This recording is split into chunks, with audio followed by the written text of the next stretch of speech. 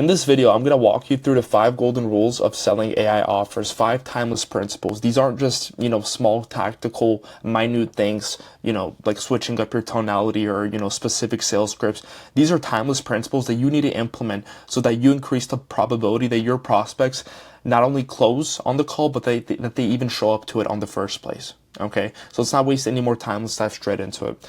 And so the number one reason why new AI agencies fail is because they aren't able to acquire clients. Okay, and this is the problem that 99% of new agency owners cannot crack, and they can't do it consistently, and so they quit. Okay, and so they don't know how to get attention, nurture, and convert it.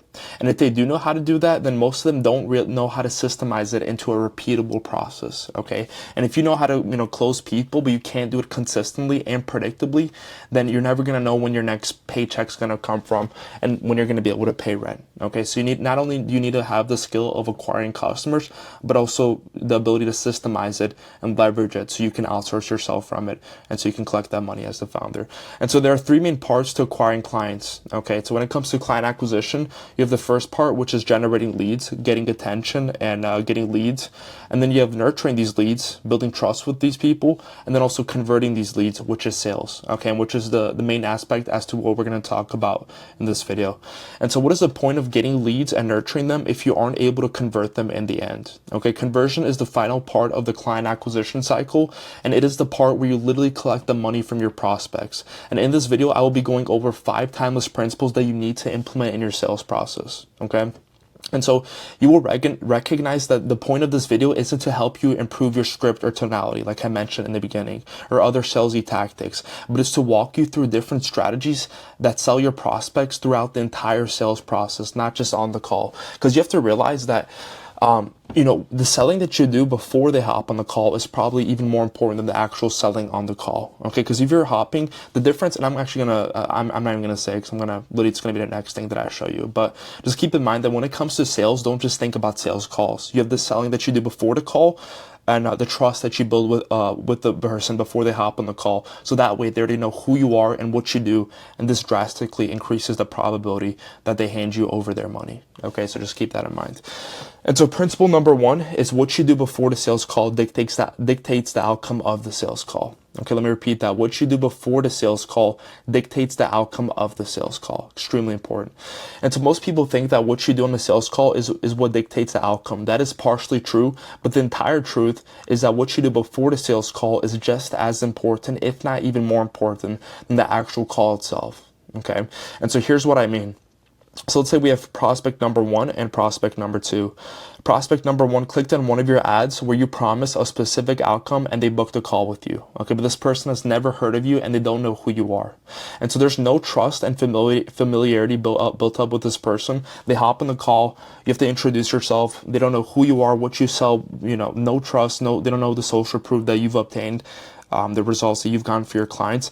And so there's a lot more information that this person needs to be fed. There's a lot more information that they need to receive before they even have the slightest chance of them handing you their money. Okay, and so what does this lead to? Well, if we're thinking logically, if we're thinking in terms of analytics and KPIs, this leads to lower show-up rates and lower conversion rates. Okay, and you want to avoid this.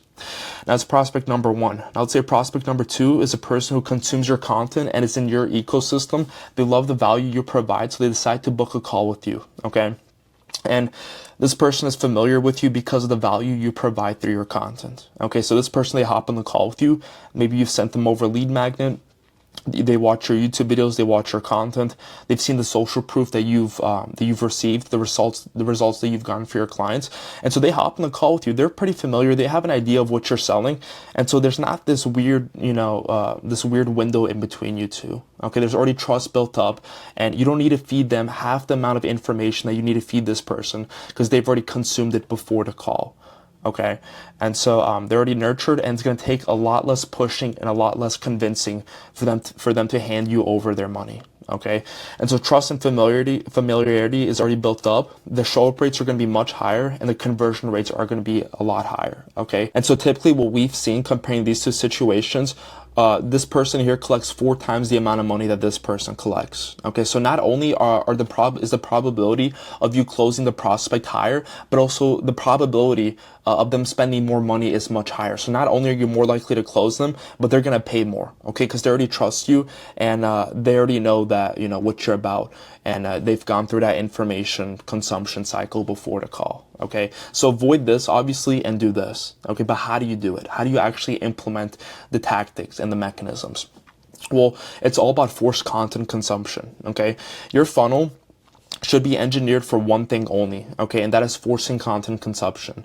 Whenever you think of the term sales funnel, just replace that completely with content consumption mechanism. That is what a sales funnel it is. Basically, you get attention. You drive people into an ecosystem or some sort of funnel, a VSL funnel or some sort of value funnel where you send them a lead magnet. You drive them to a place where you provide some sort of value and you send over some sort of asset or piece of content for them to consume. And you're trying to force content consumption. I don't know if you're familiar with Google's 7-hour rule, but it says for someone to be convicted enough to buy from you, they must have already consumed 7 hours of your content before they even think of buying something. I think it was $2,000 or above from you. Okay, so remember, it's all about content consumption. If you aren't creating content, then you need to start right now before you get way behind. Okay, because in 2025, all these people are making these crazy promises, these crazy guarantees, and the only way you can separate yourself and have your prospects view you as an authority figure who's trying to help them, not a marketer who's trying to sell them, is by creating content and providing value. Okay, and then the question after that is how do I create a mechanism that forces people to consume this content so that when they hop on a call with me, they already know who I am and what I'm about. Okay, and that's where the sales funnel comes into play. And so there are essentially 3 parts to a sales funnel. First part is getting attention, second part is nurturing attention, and third part is converting attention. And so how do you implement forced content consumption, the concept of forced content consumption, into each aspect of the funnel, at each stage of the funnel? Well, here's how. Okay, this is very high level. Once again, if you want to get to tactics, the more specific tactics on how to implement this, then you can head over to the first link in the description, which is our free AI Scaling Specialist School community. We're about to hit 1,000 members in there. We have all tons of free sort of tactics and insights. You get direct access to me. So if you want more specific insights on how to implement this, then first link in the description, can get it completely for free. And this whole flow chart is going to be in there, by the way. But so basically, top of funnel contents. Okay, I'd recommend for when it comes to getting leads in your top of funnel, you have a short-term quick strategy for making money as quickly as possible, which is going to be ads. Ads is the quickest way by far to scale and get your first few clients. But you need a long-term sustainable, something that creates sustainability and consistency within the business, which is content. Okay, content is a mechanism where people build trust with you over time, and it creates predictability, but it is slower than ads. Okay, so you want to start creating content and implementing it into your sales funnel, top of funnel, middle of funnel, but don't expect it to get a client from it within your first week or maybe even your first month. Okay, it's a slower long-term play, but it's crucial for the long-term picture. Okay, so getting attention, I recommend content top of funnel, specifically YouTube, because this is the platform where people come to learn and they spend more time with you. Okay, so getting attention, content top of funnel. Now nurturing attention, you want to have a content ecosystem. Okay, and this can come in many different forms.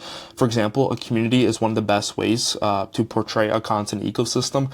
You get leads, they join your community, and then you recommend a bunch of content for them to watch that you've been posting.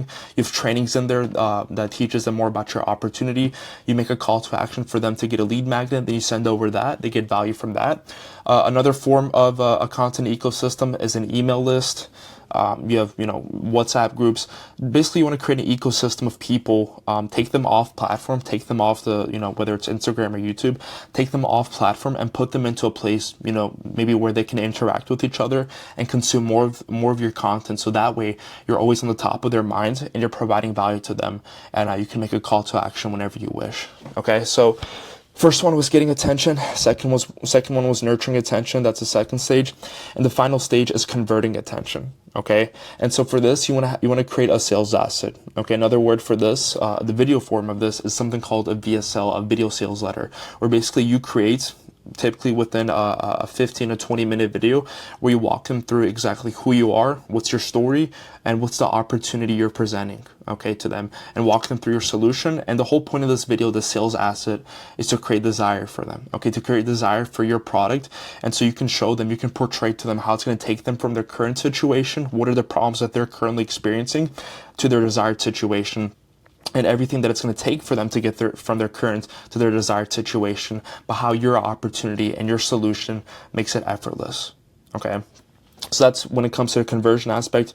You want to have a sales asset, and typically this is something you send or you get them to watch before they hop on the call with you. So that way they're already warmed up, and there's been a lot of familiarity and resonance been built up, okay? And so those are the 3 stages of the funnel. Once, like I said, if you want specific insights on how to implement this, the specific frameworks for the VSLs, how to structure your content ecosystem, and also trainings on how to create content in general, that's all in the community for free, okay? First link in the description. That was principle number 1. Now principle number 2 is showmanship is salesmanship. Okay, and so do not underestimate the power of showmanship in sales. Okay, in other words, do not be afraid to flex. Okay, whether it's your results, features of your product or service, or specific milestones that not only have you only gotten for your clients, but also within your own business. Do not be afraid to show off and show them that you're actually about it, okay? Example of an entrepreneur who's mastered the art of showmanship, probably does it the best out of anyone, is Elon Musk, the richest man in the world, okay? And if you want some examples, here are his top 5 best showmanship moments. He had his Cybertruck glass fill in 2019. That went viral. The Falcon Heavy Roadster launch, the flamethrower sellout, the robot event, and also the flying car tease on Rogan, okay? These were all pretty crazy. This went viral. I bet it generated close to 100, if not hundreds of millions of impressions, and created tons of awareness for the Cybertruck. That definitely boosted the popularity. This was insane. I don't even know, exactly what all these were about, but just the optics of it alone definitely changes your perception of not only Elon but his products, and definitely almost puts them on a pedestal and creates some sort of desire within you, regardless of the politics, whether you like him or hate him.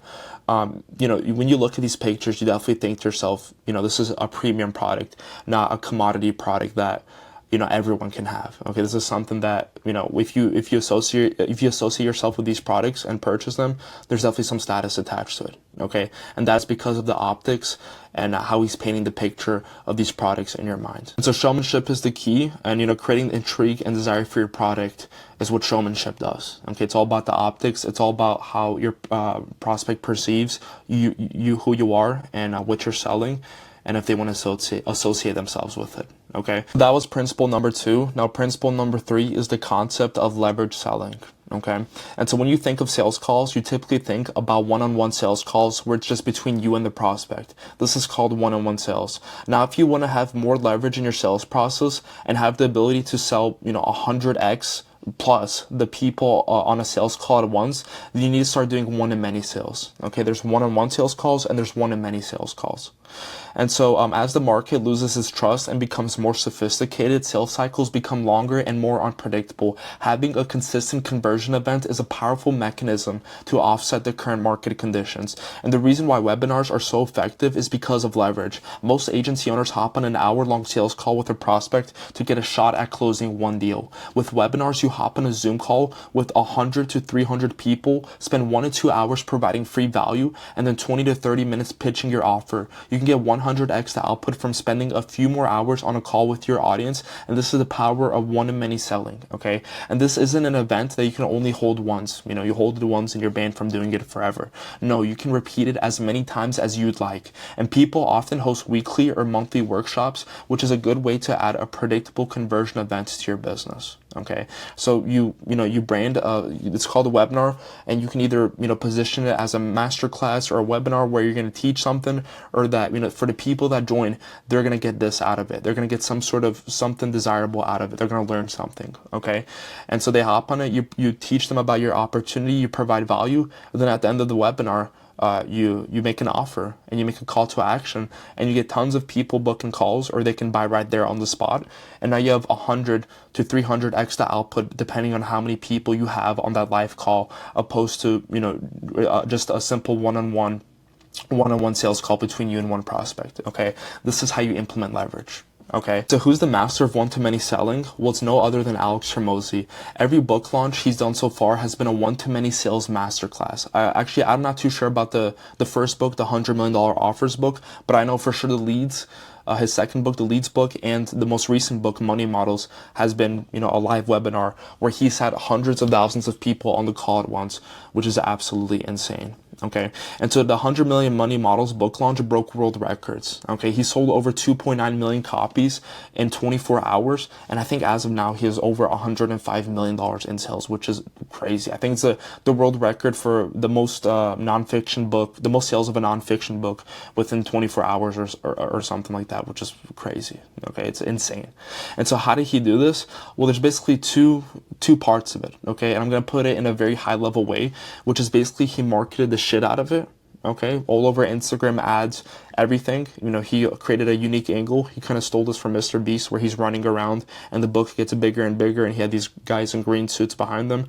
And also bundling offers, okay? He bundled these offers so that not only, if you wanted to buy one book for $29.99, you could do that.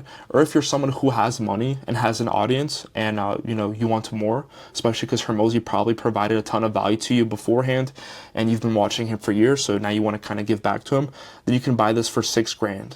Okay, and so this is going to make, and this is Hormozi, who's once again a genius when it comes to, creating the way he structures his offers, how he markets everything. I mean, he's the GOAT, probably is the GOAT when it comes to online businesses or any service business in general. But he has this offer, so now you have on this call, especially because he's very specific with his audience, the people who are watching his videos are people with business who are going to get insights as to his tactical videos. He's making these videos specifically for these people only, okay?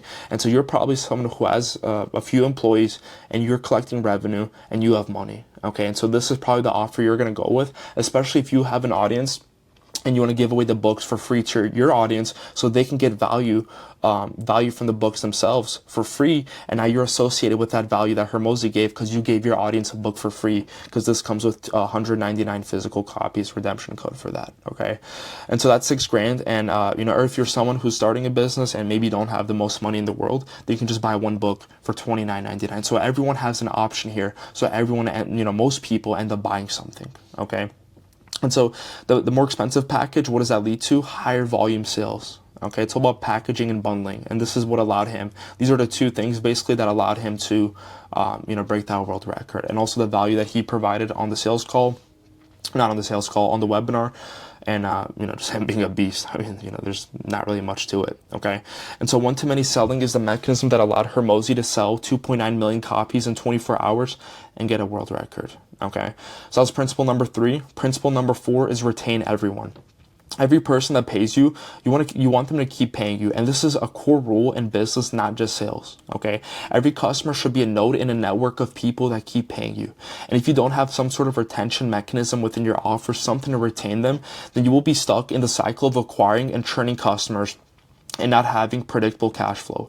And this principle is mostly based on the structure of your offer. And here's the best way to structure your AI offers. Okay, and this is going to be a very high level view as to how you can structure your offers. If you want more insights, then go watch some on my other videos. I have a ton of videos covering how to structure your offers, so you're collecting a lot of money up front and retaining your customers, or just join the community, and we have tons of trainings and there are tons of assets, or you can ask me directly. Okay, but you want to charge a one-time implementation fee anywhere from $4 to $10K, because you want to be implementing a tangible solution into their business, a tangible infrastructure that they're going to keep that gets them a specific outcome.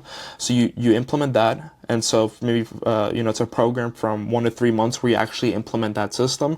And then after that 1 to 3 months is over and you've implemented that system, then you basically say, hey, if you want us to keep maintaining this system for you and you want us to keep consulting you on the side, then, we're going to charge you $500 to $1,000 a month. So that's basically a mechanism for you to retain your customer with a leveraged recurring service, which I recommend pricing anywhere from $500 to $1,000, because they've already paid 6, 8, 10K, however much you've charged, and so $500 or $1,000 per month is basically nothing.